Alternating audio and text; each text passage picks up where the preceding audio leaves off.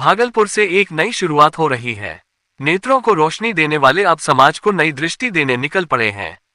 बिहार के प्रसिद्ध नेत्र रोग विशेषज्ञ डॉक्टर विकास कुमार पांडे, जिन्होंने वर्ष 2017 से अब तक 70,000 से अधिक लोगों की आंखों की रोशनी लौटाई, अब राजनीति में आकर जनसेवा की नई इबारत लिखना चाहते हैं। जनसुराज अभियान के अंतर्गत डॉक्टर पांडे ने भागलपुर विधानसभा क्षेत्र से राजनीति में आए हैं। वे कहते हैं, अब तक मरीजों की सेवा की है, अब जनता की बारी है। भागलपुर, जो नाम के लिए स्मार्ट सिटी है, उसकी जमीनी सच्चाई को बदलना डॉक्टर पांडे का संकल्प है। उनका वादा है, सबसे पहले पलायन पर रोक लगाएंगे ताकि यहाँ के युवा, किसान और मजदूर अपने ही शहर में सम्मान के साथ जी सकें। ऑपरेशन थिएटर में रोशनी देने वाले डॉक्टर अब राजनीति के जरिए लोगों की आवाज बनकर बदलाव की मशाल जलाना चाहते हैं। उनका उद्देश्य है सत्ता नहीं, सेवा। भागलपुर को एक ऐसा मॉडल शहर बनाना जहां हर तबके की आवाज सुनी जाए, हर जरूरतमंद को न्याय मिले। प्रशांत किशोर की सोच और जनसुराज की नीति से प्रेरित होकर डॉक्टर पांडे गांव-गांव जाकर लोगों से जुड़ रहे हैं और शुरू कर चुके हैं एक जन आधारित बदलाव की यात्रा। काफी लंबे समय से हम गरीब जनता की सेवा कर रहे हैं, इसके बावजूद जनसुराज क्यों? जनसुराज से भी पहले ये बात आती है कि राजनीति क्यों? हम तो डॉक्टर हैं। जैसा इंटेलेक्ट क्लास के बीच में ऐसा होता है कि आप पढ़े लिखे योग्य आदमी हैं, अपनी जिंदगी अपने बल पे चला रहे हैं, तो राजनीति में आने की जरूरत क्यों पड़ी? सबसे पहले लोगों को यही लगता है। फिर दूसरी बात तब आएंगे हम कि जनसुराज क्यों। सबसे पहली बात है कि राजनीति में आने का मेरा कोई मकसद नहीं था।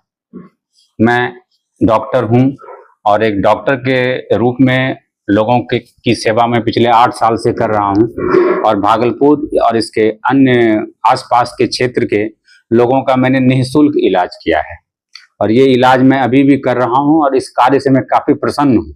इससे कोई दिक्कत नहीं है। गरीब जनता की सेवा से, उनके आशीर्वाद से नमक रोटी चल रही है हमारी।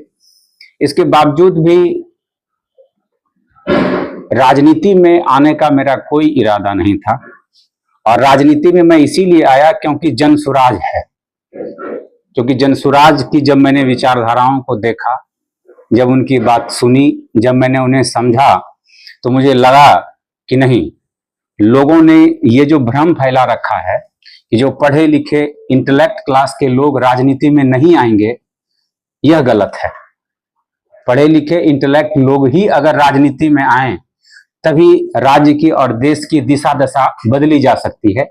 क्योंकि जब तक पढ़े लिखे लोग इन बातों को समझ नहीं पाएंगे कि समाज की मौलिक जरूरत क्या है, शिक्षा समाज की मौलिक आवश्यकता है, जिसको आज तक किसी सरकार ने नहीं समझा। अगर सरकार लोगों को शिक्षित करने का कार्य करे तो और कुछ करने की जरूरत नहीं है। अगर जनता में शिक्षा मौलिक तौर पर दी जाए तो और सरकार की कोई जिम्मेदारी नहीं भी करेंगे तो जनता खुश रहेगी, वो अपना जीविकोपार्जन कर सकती है। जनसुराज युवाओं की पार्टी है और जनसुराज युवाओं के विषय में सोचती है। युवाओं को शिक्षा, रोजगार, पलायन, ये 3 चीज जनसुराज का मूल मंत्र है। जिसको अगर जनसुराज आएगा तो राज्य में ये 3 चीज निश्चित रूप से होगा। युवाओं को रोजगार मिलेगा, बच्चों को अच्छी शिक्षा मिलेगी और जो लोग पलायन कर रहे हैं उनका पलायन रुकेगा। इस विचारधारा से मैं बहुत प्रभावित हूं, इसी वजह से मैंने जनसुराज चुना है। जनसुराज अगर आपको टिकट नहीं देती तब आप क्या कीजिए? जनसुराज हमको टिकट देगी ऐसा कोई जरूरी नहीं है। मैं अभी जनसुराज का सिर्फ एक कार्य करता हूं। अगर पार्टी हमें अपने प्रत्याशी के योग्य समझेगी तो शायद टिकट देगी और अगर टिकट देगी तो ही मैं लड़ूंगा। आप आएंगे तो क्या बदलाव करेंगे? भागलपुर जो एक स्मार्ट सिटी कागज पे है, उसे मैं धरातल पर उतारूंगा। इस एजेंडा के साथ आप जनता के पास जाएंगे? जनता के पास नई सोच, नया बदलाव और अपने बच्चों का चेहरा देखिए, बच्चों का बेहतर शिक्षा और बच्चों का पलायन रोकने के लिए जनसुराज से जुड़िए और एक नया परिवर्तन करिए। साथ क्या आप जो मरीजों का सेवा जो कि साथ साथ अब तक चलेगा जनता के बीच जब जाइएगा चुनाव में? जनता के बीच देखिए, जनता बेवकूफ नहीं है।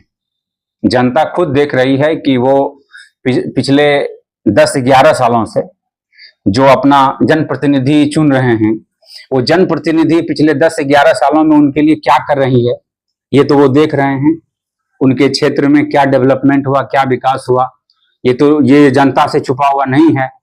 मैं 1997-98 में भागलपुर में रह के पढ़ाई करता था और ये 2025 है।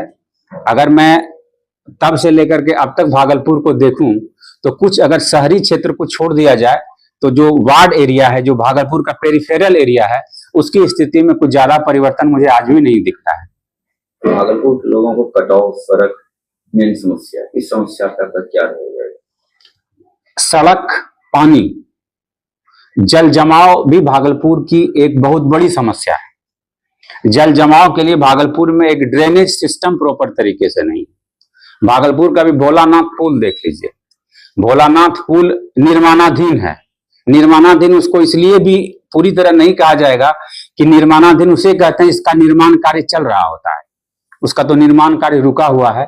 कभी आप त्रिमूर्ति से लेकर के अगर शीतला स्थान चौक तक जाएंगे तो सड़क की नारकीय स्थिति बनी हुई है, आप पैदल भी नहीं पार कर पाएंगे वहां। आएंगे तो क्या बदलाव आएंगे? जी, ये बहुत महत्वपूर्ण सवाल है कि हम आएंगे तो क्या बदलाव लाएंगे। हम भागलपुर को स्मार्ट सिटी बनाएंगे जो वाकई में स्मार्ट होनी चाहिए, ये नहीं कि कागज और कलम पर सिर्फ स्मार्ट हो। और स्मार्ट सिटी के अंदर वैसी बहुत सारी बातें आती हैं जो अभी हम आपके सामने नहीं रख सकते हैं। ऐसी बहुत सारी एजेंडा, बहुत सारा ऐसा मेरे दिमाग में फ्रेमवर्क है जो कि भागलपुर को खूबसूरत बनाया जा सकता है।